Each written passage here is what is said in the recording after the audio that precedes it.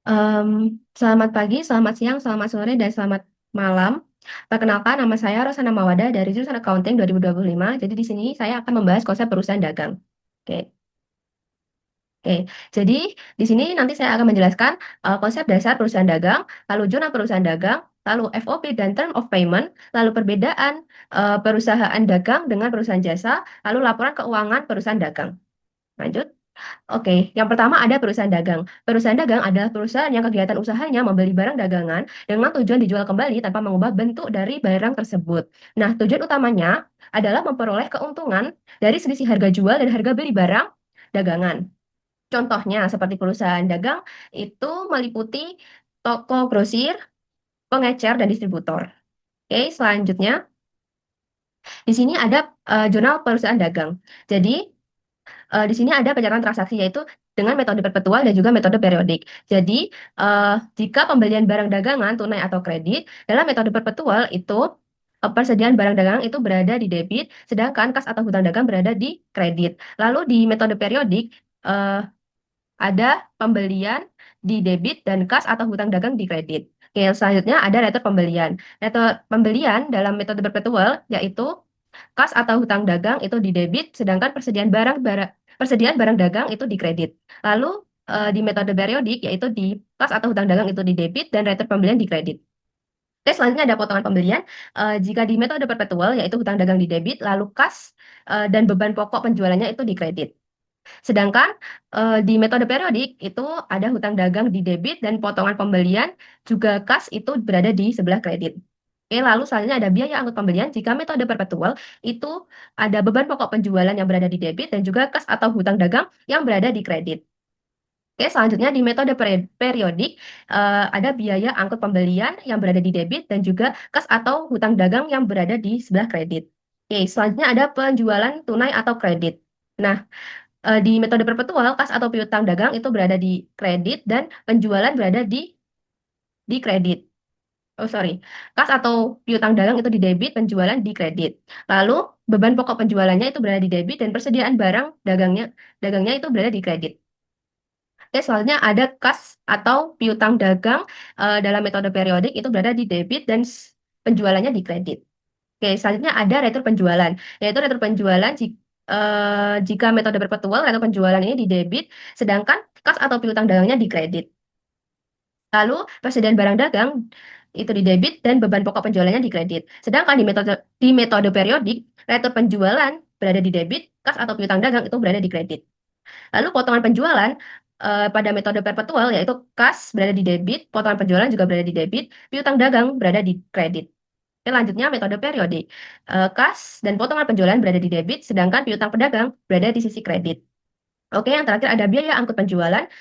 Di metode perpetual, biaya angkut penjualan berada di sisi debit, sedangkan kas atau hutang dagang berada di sebelah kredit. Oke, di metode periodik, biaya angkut penjualan berada di debit dan kas atau piutang dagang berada di kredit. Oke. Selanjutnya, saya akan menjelaskan tentang free on board atau biasanya disebut FOB. Nah, FOB ini sendiri adalah titik tanggung jawab antara penjual dan pembeli yang juga berhubungan dengan biaya pengiriman barang. Terdapat dua jenis FOB, yakni FOB shipping point, yaitu pembeli membayar beban angkut pengiriman. Nah, jadi biasanya ketika ada invoice yang tertulis ada metode pengiriman dengan shipping point, berarti misalnya nih kita sebagai penjual. Nah, jadi kita itu sebagai penjual itu cuma mengirimkan barang kepada ekspedisi atau kurir. Nah, jadi ketika barang tersebut sudah diambil oleh kurir atau ekspedisi tadi, em, maka tanggung jawab kita sebagai penjual itu sudah selesai. Jadi itu yang disebut dengan FOB shipping point. Oke.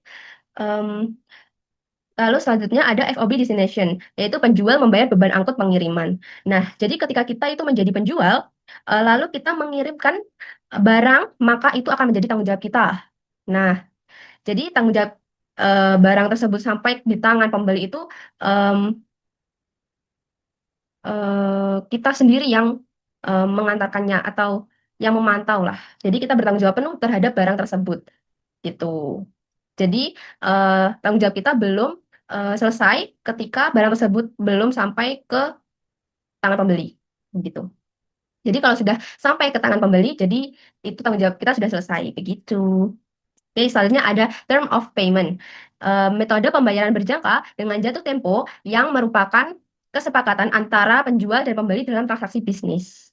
Nah, contohnya ini ada 2/10 N per 30. Nah, ini cara bacanya ini yaitu diskon 2% jika dilunasi dalam waktu 10 hari dan pelunasan harus dilakukan dalam waktu 30 hari.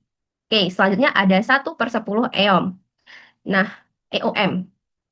Nah, sebelumnya kita harus tahu EOM itu apa. EOM itu ada end of month. Atau cara bacanya ini adalah diskon 1% jika dilunasi dalam waktu 10 hari pertama di bulan berikutnya. Oke, selanjutnya ada N/10 EOM. Nah, yaitu pelunasan harus dilakukan hingga 10 hari pertama di bulan berikutnya. Oke, selanjutnya ada perbedaan perusahaan dagang dengan perusahaan jasa. Nah, pada perusahaan dagang ini eh, em, ada perbedaan dengan perusahaan jasa. Sebenarnya konsepnya itu sama dengan perusahaan jasa, tetapi ada perbedaan gitu. Jadi pada jurnal sendiri di em, perusahaan jasa itu hanya memiliki satu jurnal saja, yaitu ada yaitu jurnal umum aja. Nah, lalu di perusahaan dagang ini memiliki banyak jurnal, yaitu biasa 5 sampai 6 ataupun lebih jurnal eh, jurnalnya gitu. Jadi yang pertama ada jurnal penjualan. Nah, ini dasar pencatatannya atau patokannya pada sebuah faktur penjualan. Lalu yang kedua ada jurnal pembelian. Nah, jurnal pembelian ini mencatat semua transaksi pembelian yang bersifat kredit. Jadi kalau bersifat tunai nanti akan dicatat di kas kas keluar. Nah, lalu ada jurnal kas masuk. Nah, jurnal kas masuk ini adalah segala transaksi yang berhubungan dengan kas yang masuk. Contohnya seperti penjualan aset yang sorry, penjualan aset dibayar secara tunai, lalu pembayaran piutang. Oke, selanjutnya ada jurnal kas keluar. Nah, jurnal kas keluar ini isinya semua transaksi yang berhubungan dengan kas keluar. Nah, contohnya seperti pembayaran hutang, pembayaran pembelian tunai, terus pembelian aset secara tunai, lalu pembayaran beban-beban gitu. Oke, lalu yang terakhir ada kas umum. Sorry, jurnal umum. Nah, jurnal umum itu em, ini tuh sama seperti di perusahaan jasa. Nah, tapi bedanya di sini perusahaan umumnya mencatat semua transaksi yang tidak bisa dicatat oleh jurnal lainnya. Itu. Lalu yang kedua ada buku besar. Nah, kalau di perusahaan jasa itu cuma ada satu buku besar, tetapi jika di perusahaan dagang ini memiliki dua buku besar, yaitu buku besar utama dan juga buku besar pembantu. Jadi buku besar pertama itu berisi ringkasan akun-akun yang dipindahkan ke satu buku. Nah, kalau buku besar pembantu ini dia itu lebih detail lagi dalam menjelaskan eh, terkait dari buku besar yang pertama gitu, yang utama gitu. Oke, selanjutnya ada pada persediaan. Nah, jika perusahaan jasa ini tidak memiliki persediaan, nah di perusahaan dagang ini memiliki persediaan. Nah, em, kita menggunakan metode LIFO average. Tapi saat ini LIFO ini tidak digunakan lagi. Jadi kita menggunakan metode FIFO dan average saja. Nah, jadi karena perusahaan dagang ini memiliki persediaan, maka perusahaan ini memiliki HPP. Nah, apa sih itu HPP? HPP itu adalah harga pokok penjualan yang biasanya eh, logikanya itu seperti modal kita langsung pada produk yang kita jual gitu. Jadi modal kita langsung pada produk yang kita jual. Nah, itulah HPP. Nah, jadi pencatatan pencatatan ini dapat dengan dua metode yaitu periodik dan perpetual. Nah, tadi kan pencatatan ini kan udah di sebelumnya kan udah ada. Jadi ya begitulah. Oke, selanjutnya ada laporan keuangan. Laporan keuangan itu ada jurnal yang pertama. Nah, sebenarnya ini sama aja sih seperti perusahaan jasa. Cuma terdapat perbedaan sedikit. Mungkin bagian akun-akunnya. Nah, pertama, ini jurnal mencatat berbagai aktivitas transaksi keuangan dalam periode tertentu. Nah, di mana ini mempermudahkan kita untuk mengelola keuangan internal maupun eksternal. Nah, biasanya pencatatan ini dilakukan secara rutin setiap bulannya. Em, Hal yang perlu dicatat ada penjualan dan pembelian barang, lalu retur pengembalian, kas keluar dan masuk. Oke, selanjutnya ada buku besar. Nah, buku besar ini adalah sarana untuk mendokumentasikan semua perubahan dalam satu akun terdapat informasi saldo. Jadi simpelnya, em, buku besar ini adalah pemindahan satu persatu akun dari jurnal umum dan mengelompokkannya sesuai akun-akunnya. Ini nanti akan menjadi dasar untuk pembuatan laporan laba rugi dan juga laporan neraca. Oke, selanjutnya ada neraca saldo. Neraca saldo adalah laporan keuangan sistematis yang berisikan saldo akhir dari setiap akun-akun transaksi informasi keseluruhan dari buku besar. Jadi neraca saldo ini informasinya keseluruhannya dari buku besar, begitu maksudnya. Oke, lanjut ada laporan laba rugi. Nah, laporan laba rugi ini adalah laporan keuangan yang menunjukkan pendapatan laba rugi suatu perusahaan per periode. Oke, jadi laporan laba rugi ini menunjukkan kemampuan bagaimana perekonomian suatu perusahaan itu eh, berjalan. Nah, karena itu kita bisa lihat em, perusahaan ini tuh seperti apa gitu. Nah, lanjut ada laporan ekuitas. Nah, laporan ekuitas adalah laporan keuangan yang menjelaskan perubahan laba ditahan perusahaan selama periode pelaporan. Oke. Lalu ada laporan posisi keuangan. Laporan keuangan yang berisi informasi aset, kewajiban, dan ekuitas perusahaan dalam periode tertentu. Oke, sekian. Terima kasih.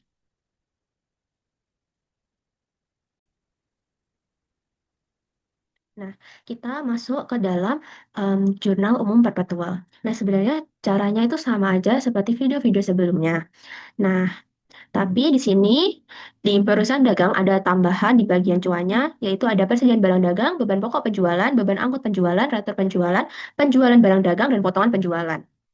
Nah, jadi caranya sama aja. Kita ke data, lalu ke data validation, lalu kita lihat cuannya. Nah, kita tambahin dan bagian sini. Udah sih, gitu aja. Oke, oke. Jadi, kita langsung aja ke soalnya. Oke, jadi tanggal 1 ini ada surat penyetoran modal oleh Rosa sebagai pemilik serba-serbi. Nah, di sini menyatakan bahwa disetorkannya uang tunai sebesar 200 juta dan persediaan sebesar 50 juta sebagai modal usaha awal toko serba-serbi. Jadi, di sini kita bisa tulis, ntar,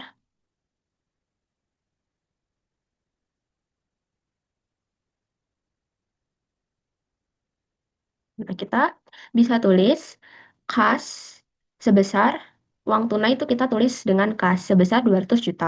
Lalu persediaan barang dagang sebesar 50 juta. Oke, lalu di sini untuk di sisi kreditnya kita eh, akunnya modal. Kenapa modal? Karena modal ini merupakan kewajiban yang termasuk ekuitas. Jadi ekuitas bertambah di kredit gitu. Jadi tinggal ditambahkan aja. Gini guys. Oke, keterangannya adalah penyertaan modal awal ada berupa uang, persediaan, dan penyertaan modal awal oleh pemilik.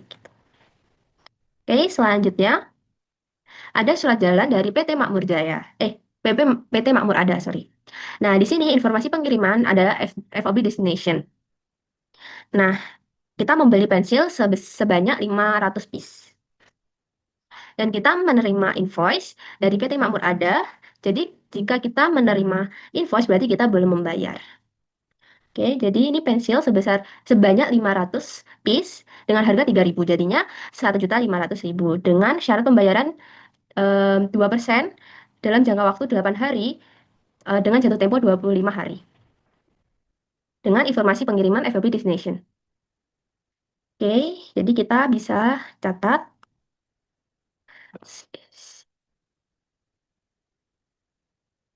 Kita bisa catat di bagian debit kita bisa tulis dengan persediaan em, persediaan barang dagang karena ini tadi kita kan sebagai pembeli, bukan penjual. Jadi kita menulisnya sebagai persediaan barang dagang sebesar 1.500.000. Lalu di bagian sisi kreditnya, kita tulis dengan utang dagang. Karena kita mencatatnya dengan metode perpetual, maka pembelian ini dicatat dengan akun utang dagang gitu. Karena kita kan di sini belum bayar gitu, guys.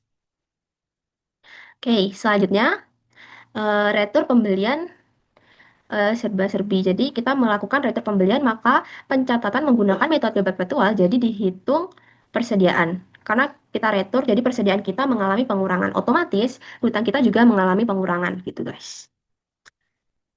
Jadi, persediaan berkurang berupa aset, jadi diletakkan di sisi kredit, dan debitnya, sebentar.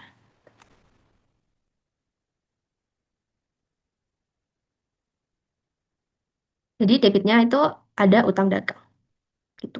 Jadi kan tadi utang dagangnya mengalami pengurangan, jadi pengurangan dicatat di sisi debit gitu. Oke, selanjutnya, tadi kita mengalami rentet pembelian karena eh, ada barang yang rusak sebesar 50 piece dengan harga 3.000 tadi, jadi 150.000. Oke, jadi kita ada kwitansi. Jadi kita melakukan pelunasan hutang atas pembelian barang dagang yang sudah dibeli pada tanggal 2 Januari 2025. Nah, totalnya 1.350.000. Kenapa? Kenapa kita mendapatkan diskon? Karena tadi kan di tanggal 2 Januari, em, kita kan em, ada informasi pembayaran. Nah, dengan caranya kan kita mendapatkan diskon 2% dalam waktu 8 hari dengan jatuh tempo 25 hari kan. Nah, sedangkan kita melakukan pelunasan hutang itu di tanggal 5 Januari. Jadinya kita masih mendapatkan diskon. Gitu. Ntar kita catat. Oke. Jadi di sisi debit kita tulis utang dagang. Utang dagang kita kan berkurang. Jadi eh, utang dagang berkurang berarti dicatat di sisi debit gitu. Nah, kenapa kok ini 1.350.000? Jadi kan tadi kita melakukan pembelian di dua, tanggal 2, lalu kita kan em, ada barang yang rusak, jadi kita kurangi dengan barang yang rusak tadi gitu. Nah, untuk diskonnya berarti 1.350.000 ini dikali 2% karena kita kan eh, mm, diberi diskon 2% gitu. Nah, jadinya tinggal dikurangi aja 1.350.000 dikurangi dengan 27.000 di kasnya gitu. Keterangannya pelunasan pembelian barang dagang tanggal 2 Januari 2025 gitu. Oke, lanjut. Nah, di sini ada surat jalan. Nah, ini kita menjadi penjual. Oke, kita melakukan penjualan. Jadi, sebesar 100 piece yaitu berupa pensil. Nah, di sini informasi pembayarannya itu jatuh temponya eh, pembayaran 20 hari gitu aja. Jadi nggak ada diskon sama sekali. Kita tidak memberikan diskon. Oke, jadi sebentar.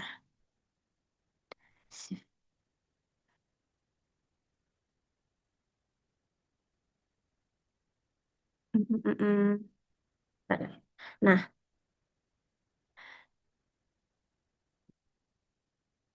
jadi piutang dagang kita tulis sebesar 400.000.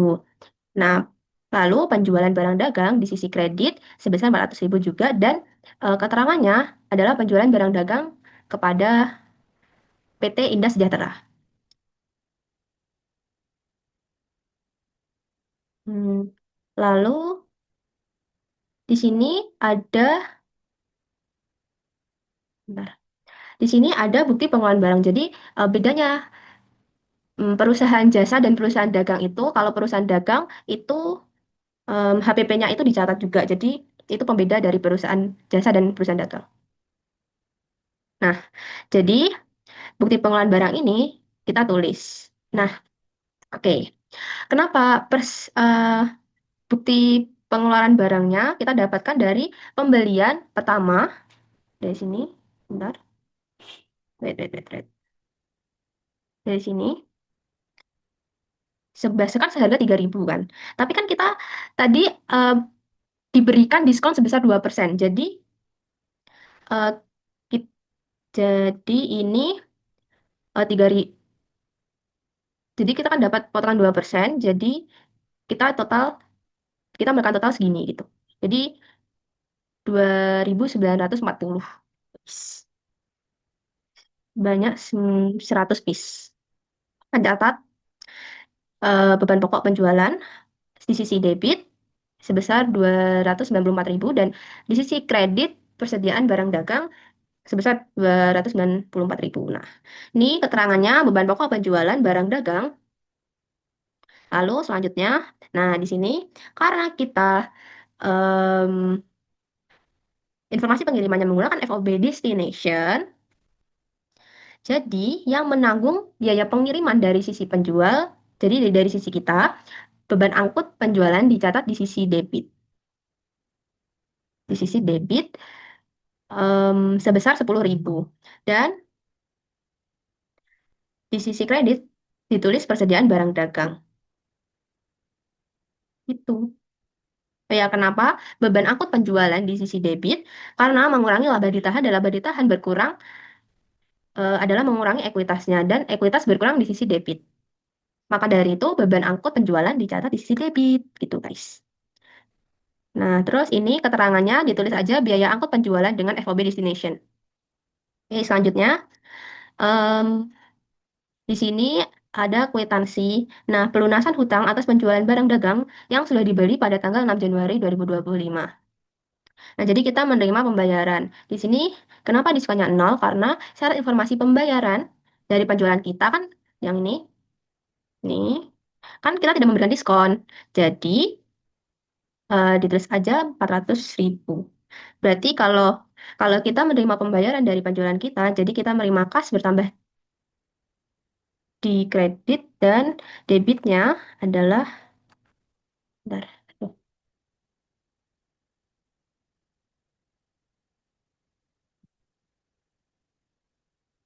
Jadi kas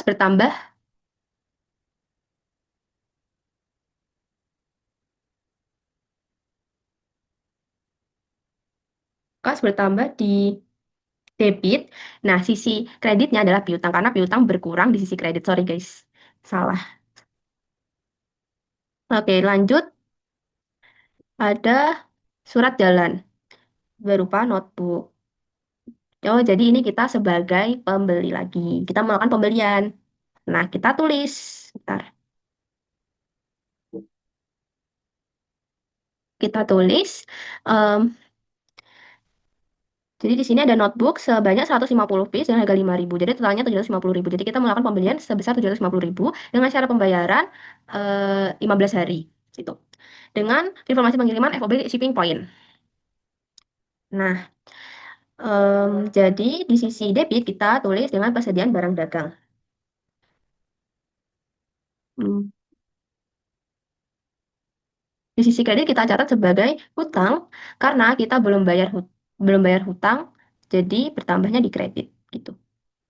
Sudah 750 dan ini kalian kasih keterangannya pembelian barang dagang berupa notebook. Oke, terus lanjut. Em, jadi di sini kan ada informasi pembeliannya kan shipping point. Nah, jadi pembayaran terhadap pengiriman ini kalau dari dalam segi perpetual untuk bayar beban angkut dari pembelian kita catat di akun persediaan. Jadi berbeda dengan penjualan. Kalau penjualan itu kan kita catatnya sebagai beban angkut penjualan. Sedangkan kalau melakukan pembelian kita catat di akun persediaan itu sendiri. Jadi kasnya berkurang di kredit sebesar 10.000. Nah, kita tulis keterangannya pembayaran biaya angkut pembelian dengan FOB shipping point gitu. Oke, lanjut. Di sini ada kwitansi pelunasan hutang atas pembelian barang dagang yang sudah dibeli pada tanggal 12 Januari 2025 sebesar 750.000. Nah, di sini jatuh temponya nggak ada diskon ya,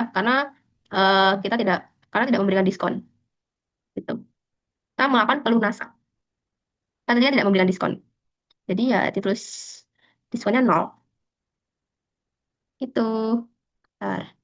Nah, jadi kita tulis utang dagangnya sebesar 750.000 di debit dan kas di kredit sebesar 750.000. Oke. Karena hutang dagang itu berkurang, jadi ditulis di sisi debit. Nah, sedangkan di sisi kredit adalah kas karena kita melakukan pelunasan, otomatis kas berkurang di sisi kredit gitu guys penjelasannya. Nah, ini. Oke. Oke, lanjut. Di sini kita melakukan penjualan lagi di tanggal 18 Januari. Nah, jadi em, ini kita menerima ada invoice-nya juga. Nah, di sini keterangannya pensil sebanyak 100 piece dengan harga 8.000. Jadi totalnya 800.000. Nah, syarat pembayarannya adalah 1% dalam jangka waktu 8 hari dengan jatuh tempo 15 hari. Nah, informasi pengirimannya menggunakan FOB Shipping Point. Nah, jadi kita bisa catat, sebentar.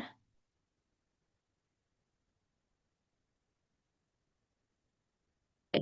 Jadi kita bisa catat ini sebagai, bentar,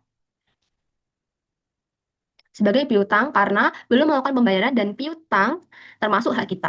Karena melakukan penjualan di sisi Karena melakukan penjualan di sisi kredit, kita tulis penjualan barang dagang. Karena kita melakukan penjualan, jadi kita mencatat HPP-nya juga guys ini. Nih, bentar.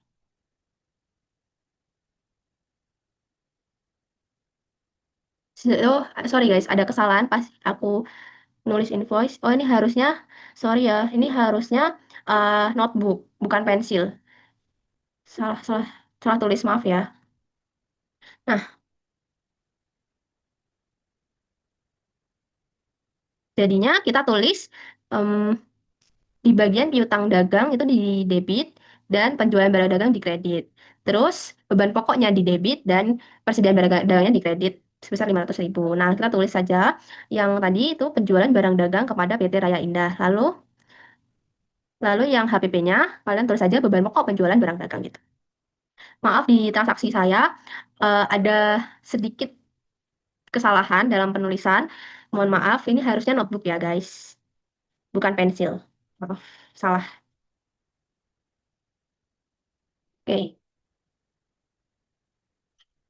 Oke, lanjut tanggal 22. Nah, nah, di sini kita melakukan pembelian, pengembalian barang yang rusak. Tuh, sebanyak 10 piece dengan harga 5.000, jadi totalnya 50.000. Jadi kita melakukan retur penjualan. Nah, karena kita mengalami retur, jadi mengurangi piutang.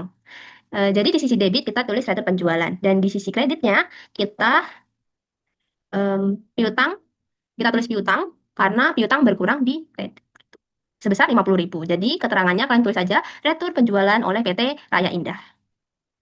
Oke. Lanjut di tanggal 25 ada kwitansi. Kita melakukan pelunasan hutang atas penjualan barang dagang yang sudah dibeli pada tanggal 18 Januari 2025.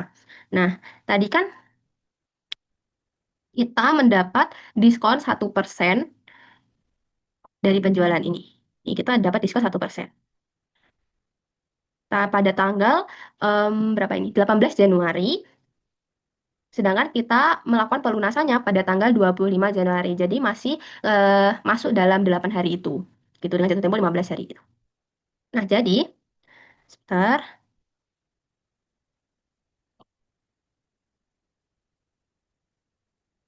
Oke. Jadi kita tulis kas di sisi debit kita kas karena kita menerima dan di sini ada diskon karena ada syarat pembayaran kan tadi gitu. Jadi kasnya kita tulis nih em, sebesar 750.000 dan dikurangi dengan potongan penjualan. Nah, ini awalnya dari sini ya, guys. Jadi, piutang dagang dikurangi dengan eh, piutang dagang pada tanggal 18 Januari sebesar, oh sorry, piutang dagang pada tanggal 18 Januari dikurangi dengan piutang dagang pada tanggal 22 Januari. Jadi hasilnya 750.000. Nah, untuk potongan penjualannya sendiri adalah 750.000 tadi dikali dengan 1% karena tadi kan kita mendapatkan potongan diskon 1%. Gitu. Oke. Lalu keterangannya kita tulis aja menerima pembayaran pelunasan dari PT Raya Indah. Gitu aja. Oke, selanjutnya ada invoice dari PT Multijaya. Nah, di sini kita melakukan pembelian printer sebanyak 2 piece dengan harga 500.000. Jadi totalnya sebesar 1 juta. Nah, syarat pembayarannya adalah se syarat pembayarannya adalah 10 hari. Nah, informasi pengirimannya ada FOB Destination Point. Oke, kita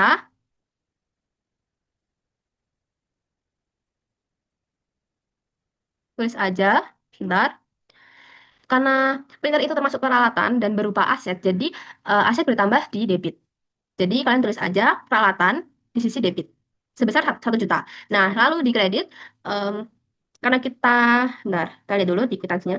Oh, kita langsung membayar lunas dengan pembayaran tunai. Jadi otomatis kasnya itu berkurang. Jadi kas berkurang di kredit gitu. Oke, jadi eh, itu dia jurnal umum dari perusahaan dagang yang menggunakan metode perpetual. Kita jumlah dulu deh. Berapa sih hasilnya? Apakah sama? Mari kita lihat. Ah, so- sorry, sorry.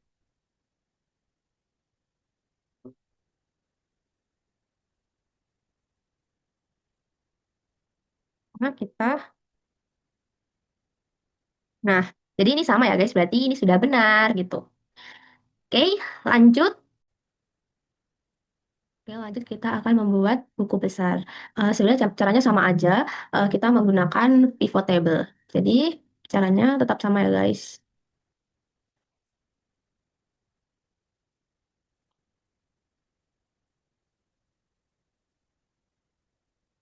Hmm. Setelah itu kita butuh di buku besar ada di tanggal, debit, kredit, keterangan. Nah, terus sama akun. Nah, karena kita butuh akun, jadi akunnya ini kita ganti ke filter, pindahkan ke filter. Ini kita pindahkan ke filter.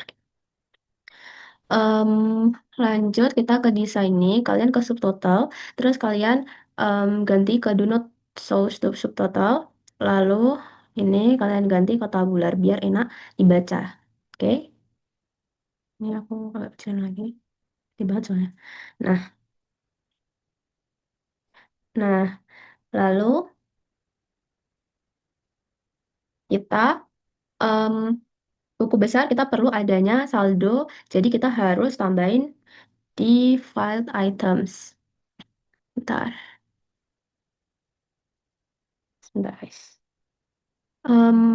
Pivot, lalu nih file items, lalu kalian kasih calculate failed. Nah, terus kalian pencet yang debit, lalu, oh sorry, ini kita tulis dulu, debit gitu aja ya. Nah, setelah itu kita di sini kita kasih rumus. If, berarti if kan jika debit, eh, nah, lebih besar daripada kredit, nah, maka debit dikurangi kredit sama jadi nol. Itu sama dengan nol gitu. Nah, ini yang debit ya. Kalian oke. Oh, sorry guys. Bentar. Karena di sini aku lupa kalau di sini tuh eh, di laptopku itu em, komanya itu harus titik 2 gitu. Bentar, bentar. Lalu kita oke kan. Nah, lanjut kita ke mana lagi, pivot lagi, lalu convert lagi, convert field juga lagi. Lalu ini kalian masukin kredit guys, kredit gitu aja deh. Nah, caranya sama, tinggal dibalik aja. If jika kredit, bentar, kredit lebih besar daripada debit, maka kredit dikurangi debit sama dengan nol. Kurung, jadi oke. Nah, lalu setelah itu kalian ganti aja ini jadi saldo debit gitu. Biar enak dipandang. Ini saldo kredit. Nice.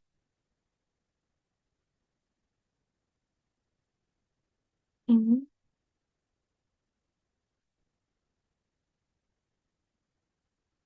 udah. Setelah buku besar kan berarti kita keluarin akun-akunnya. Jadi kalian tinggal copy-copy aja gitu. Seperti sebelumnya. Gitu guys. Pertama kita ini dulu. Copy dulu. Oh bentar, ini kas dulu ya. Kas lalu tinggal, nah kalian tinggal oke kan. Nah, terus kalian tinggal ini aja deh. Shift aja.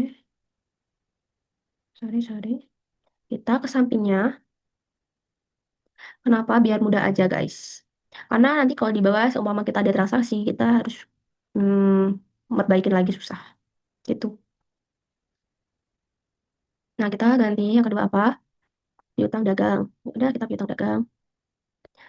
Ini kok nggak bisa ditarik dulu. Bentar. Ini kontrol V juga. Sama.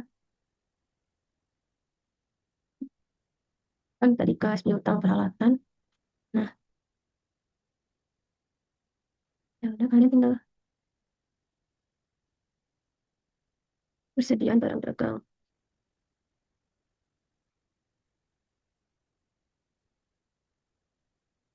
Penjualan,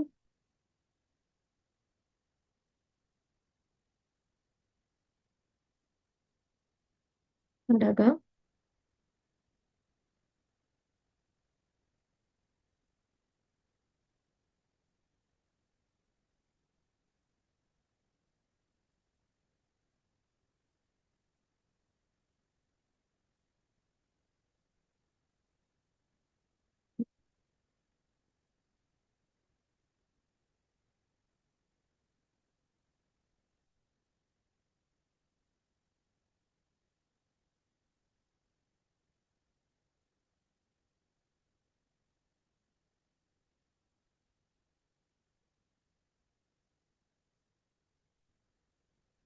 Nah, sudah jadi guys. Gitu tak sih.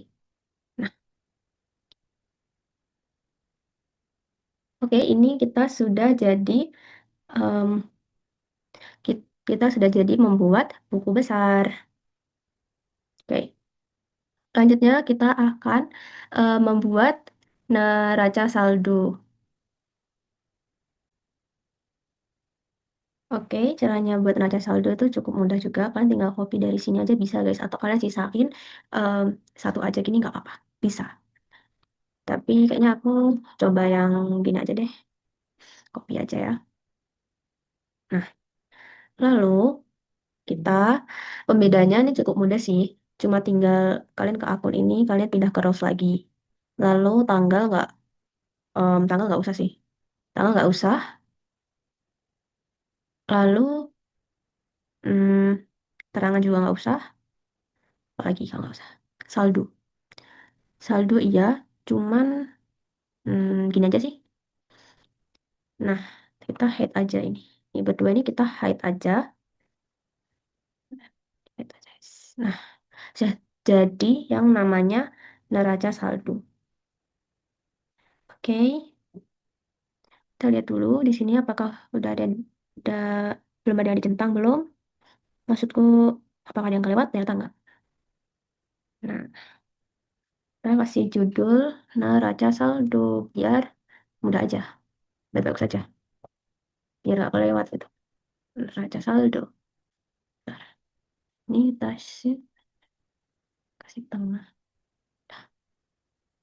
Jadi udah jadi neraca saldonya. Itu guys. Oh ya, grand totalnya ya. Nah, grand totalnya itu hmm, biasanya di sini nggak bisa langsung otomatis. Kita harus em, jumlah lagi sendiri gitu.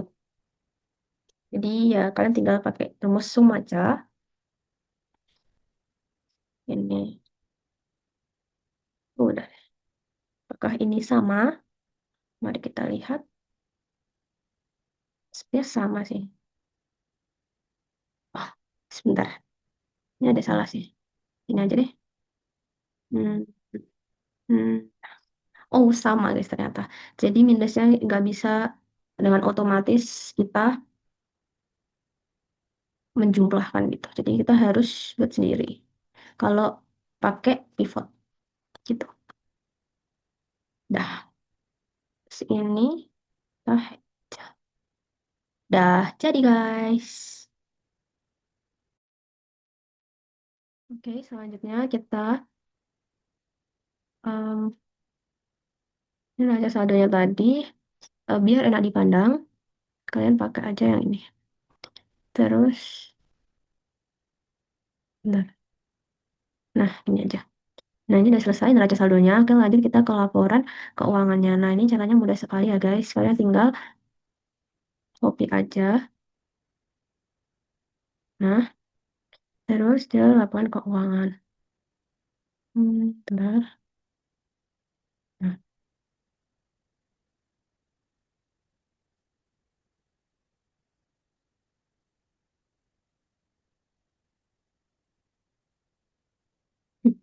oke. Lalu ini bentar. Kita tulisin nama PT kita. Oke. Terus ini kalian tulis aja laporan. Sorry, ini kita tulis aja saldo aja dulu. Biarin aja. Nah, terus ini kalian tulis hmm, periode 31 Januari. Kalian tinggal upload aja. Oke, udah jadi terus kalian kotain aja. Hmm, udah, sudah jadi deh. Kayak gini ya guys. Oke, jadi kita buat sampingnya aja. Ini kalian tinggal copy aja biar mempersingkat aja. Nah, lalu kita ganti menggunakan laporan laba rugi.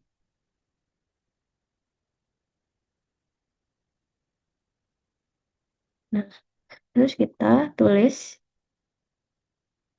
ibu pendapatan penjualan. Oke, lanjutnya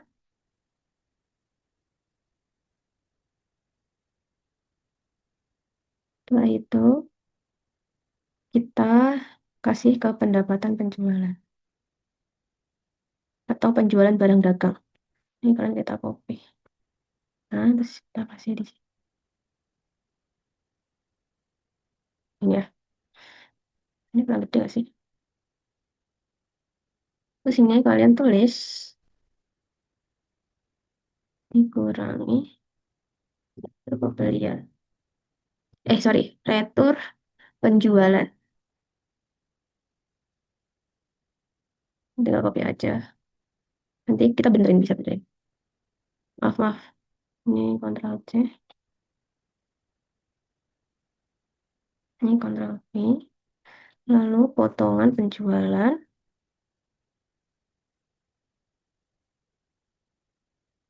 Ctrl V.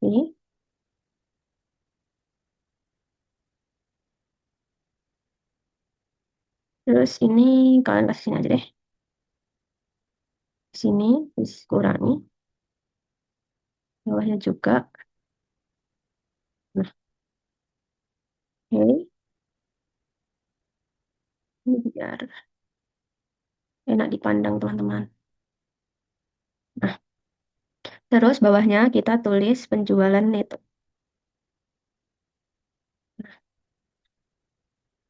Jadi kita di sini, bentar-bentar. Ini nggak bisa, bisa nggak sih? Nah, nah, di sini kita pakai rumus. Itu rumusnya Lamif terus ini pakai ini. Mm-mm. Nah, terus ini, terus ini, lalu range-nya ini saldo debit. Nah, oh, sebentar, bentar. Hmm, kriteria apa tadi ini ya? Segini. Nah, benar nih. Lalu bagian sini tutup kurung. Terus kalian tambahkan sum. Sorry. Oh, sorry, sumif. Kok sum? Sumif lagi. Terus tetap sama guys pakai ini.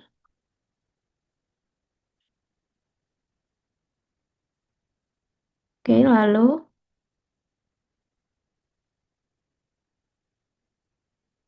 sekarang bagian saldo kredit.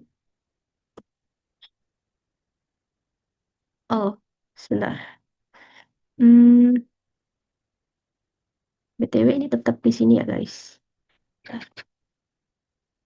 Nah, lihat. Apakah benar? 7.200 penjualan barang dagang. Benar. Tapi ini kita ganti dulu biar enak dipandang. Ini kita pakai counting. Ini aku yang handle.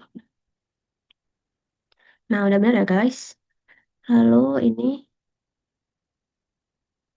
oh ya BTW kita ini hide dulu ya biar nggak riweh gitu.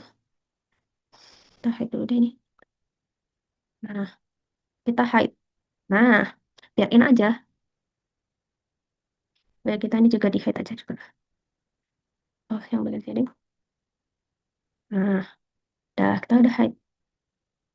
Oke, oke dari ini kita udah permudah ya guys. Bentar-bentar, ini sampai bawah aja deh. Biar enak, nanti nggak usah kan lagi. Oke, oke. Selanjutnya,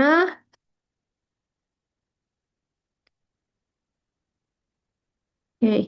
Oh, sebelum itu kita kasih biar nggak berubah-berubah nantinya kita kunci. Caranya kalian blok aja yang ini per item ini. Sorry. Terus kalian kalau mau cepat, kalian tinggal pencet F4. Oh, sorry, sorry. F4, bentar. Nih, F4. Ini, jadi langsung ke kunci ya. Selanjutnya ini juga kalian langsung aja blok, terus kalian ke F4. Sama aja ya guys. Biar dia itu nggak berubah aja. Nanti kalau seumpama rumusnya di copy, dia biar tetap ngekunci ini, ngekunci yang bagian neraca saldo. Nah,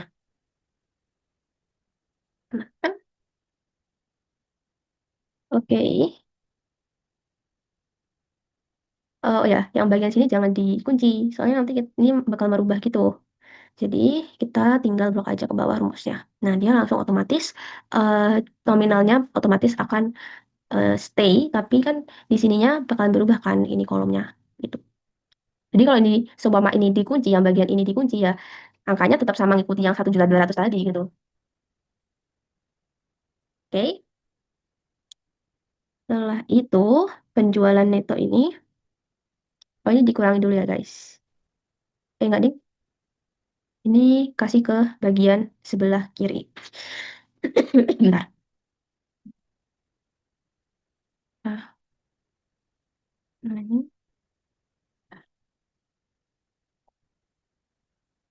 Nah terus ini kita baru kurangi. Bentar.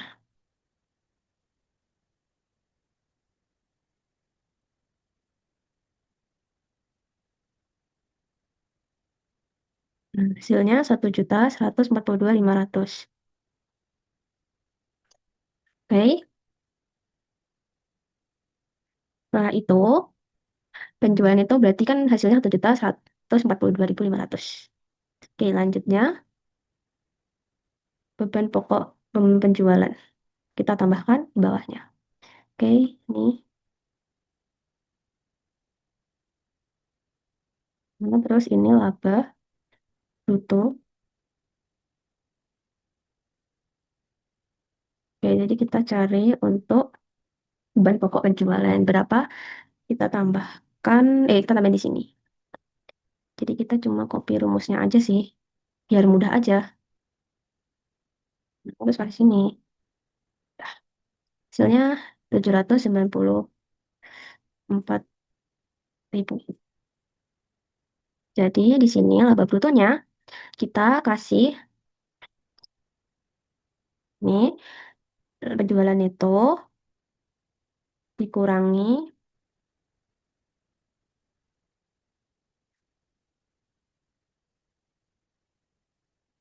diku, em, dikurangi dengan beban pokok penjualan. Hasilnya 348.500. Oke, sini kita bold. Oke, lanjut ini beban operasi. Nanti saja. Nah, nah jadi beban-beban itu dikasih di sini semua, guys. Kotak.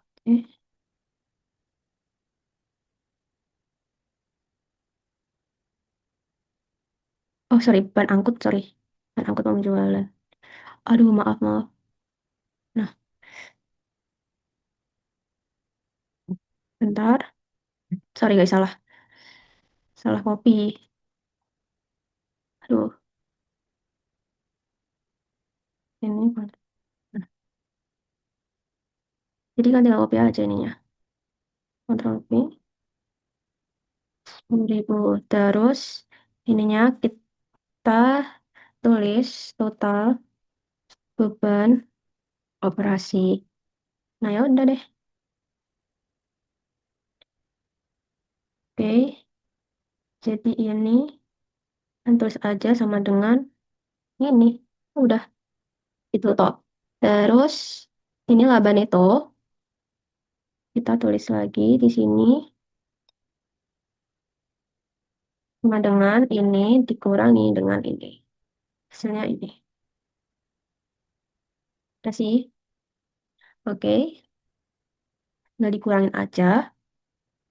Nah, bentar. Selanjutnya kita bold lagi. Oke,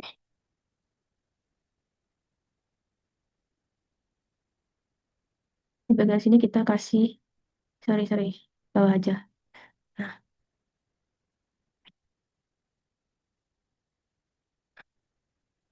ini kok ini.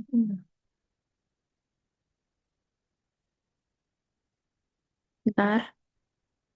Kasih.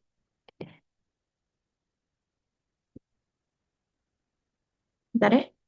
Bentar ya guys. Nah, sorry ini di sini aja deh. Sorry ini di sini biar rapi. Ini berarti kurangi dengan. Nah, Oke, hasilnya ini kita kita kasih side sini nggak usah dikasih border. Nah, ini nggak usah dikasih. Skip deh. Sudah guys, sudah jadi untuk lapan laba rugi. Nah, tapi ini kita semua kasih dulu eh, kasih ke bentuknya itu fontnya Arial. Arial. Times New Roman. Mana ya?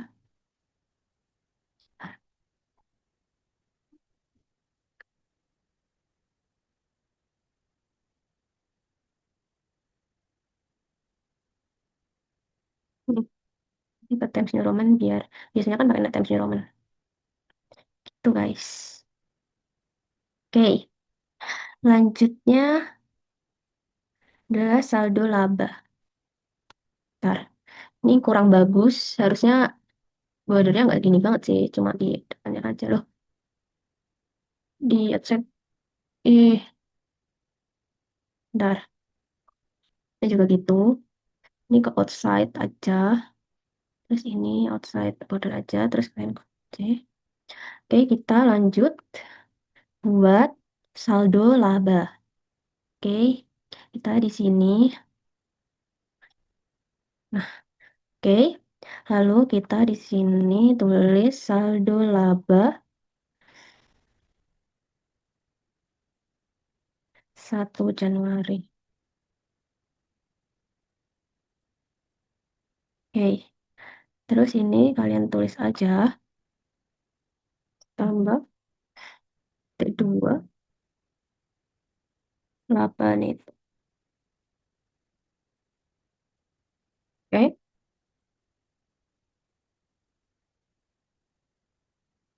Sorry, kalian sini aja deh. Ini di bagian sini. Ini, ini adalah selaban itu. Oke, lanjut.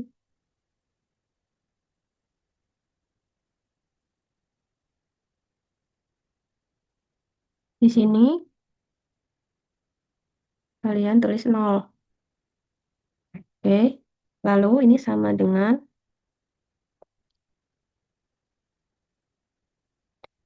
kita kan sudah hitung sebesar ini 300. Nah, oke lanjutnya dikurangi di bagian sini. Kalian bold. Dikurangi. Kurangi. Atau dividen. Kalian tulis aja juga, no. Katanya kita tadi gak ada dividennya juga kan? Gak ada preferred juga kan? Dividen, guys. Sorry, ini dividen. Oke. Gak usah di deh. Nah, terus ini kalian tulis saldo laba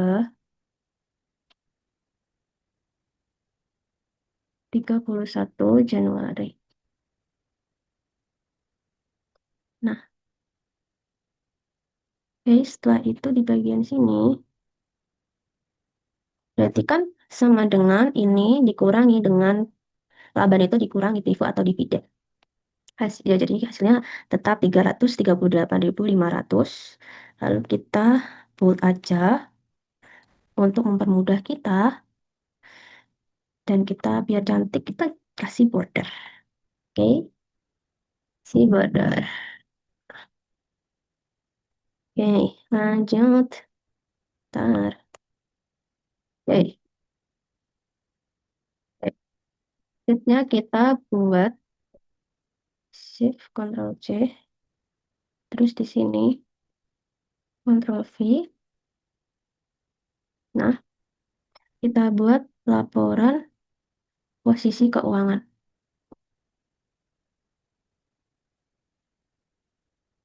Nah, pindah ke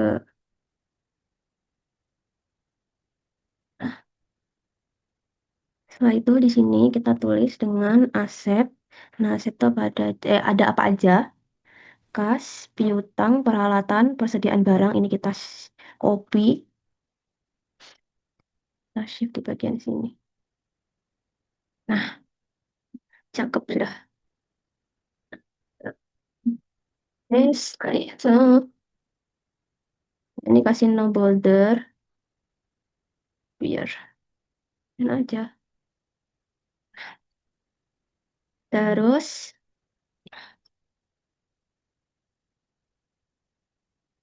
tidak lupa kita masukkan nominalnya. Kita copy aja yang ini. Terus kasih sini. Yap.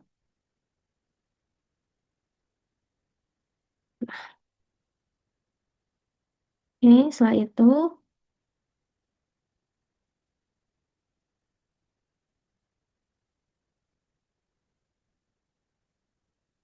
jadi karena kita ini udah kita string, jadinya nggak bakal bisa berubah, guys. Oh, sorry. Ini kalian pindah ke sini. Bentar, ada salah juga, guys. Ini P berapa? P6. Jatuh P6.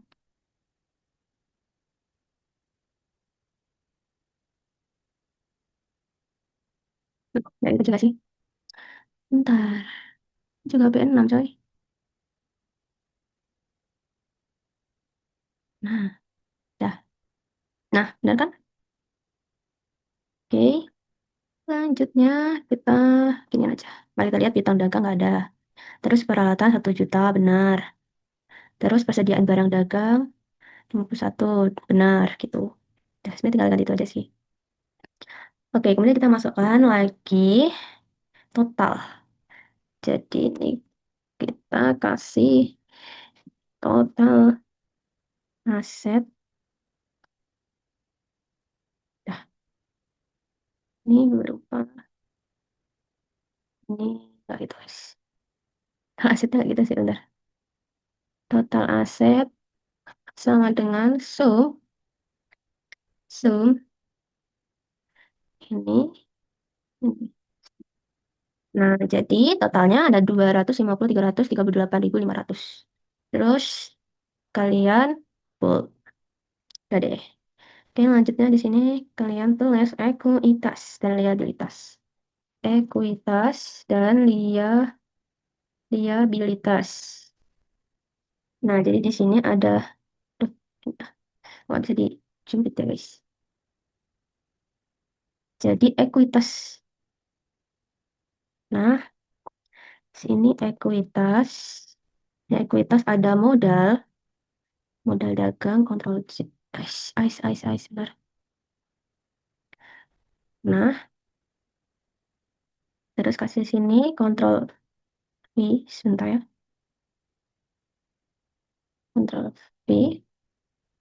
Nah, oke.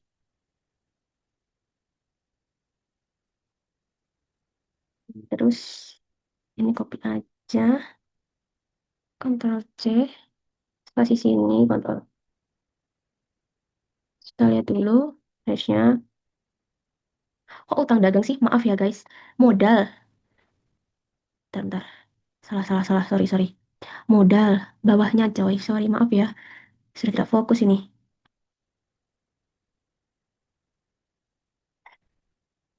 Nah, edit. Ini kan. C. Nah, ini baru betul. Nah, setelah itu kita tulis liabilitas. Di liabilitas itu ada hutang dagang, kalian copy aja di sini. Lalu ini juga kalian copy. Nah, yang itu di sini kalian tulis total ekuitas dan liabilitas. Udah aja guys. Jadi sama dengan sum. Oh, bentar ada salah. Em, apa ya? Oh, Au, au, au, au.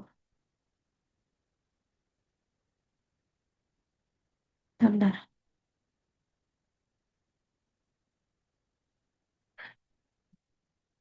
bentar guys. Tinggal tambah kolom tuh gimana ya? Format cell. Bentar.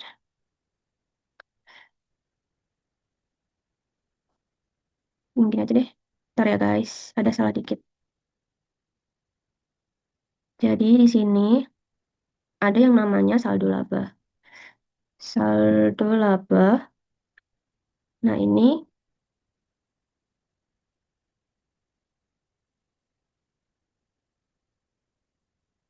saldo laba ini berarti sama dengan ini.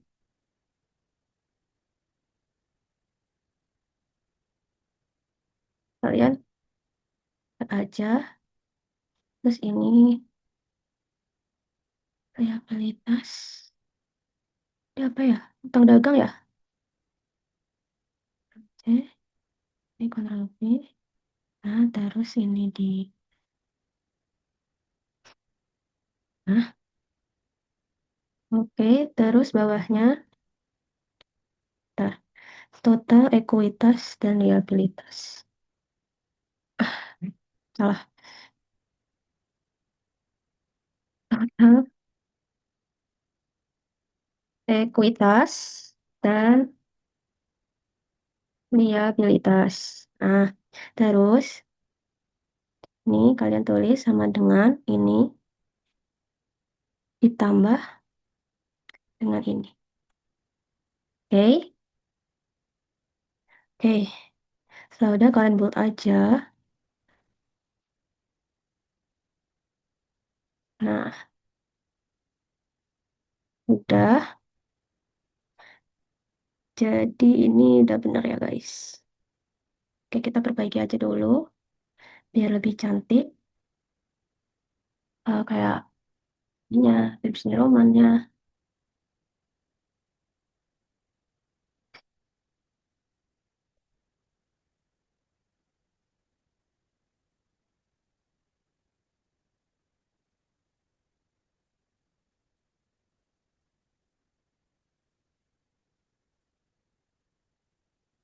Nah, jadi kita udah menemukan eh sudah bikin laporan keuangan, terus laba rugi, saldo laba, terus neraca saldo ini sudah selesai. Jadi kita sudah selesai membuat laporan-laporan ini guys. Oke, kita tinggal ini aja sih, mempercantik aja sih. Nih, kita mempercantik aja. Udah sih guys. Oke, kayak ini kan belum cantik, belum rata gitu. Kita perbaikin aja. Times New Roman. Nah, oke. Jadi, sekian em, video kali ini. Bye-bye.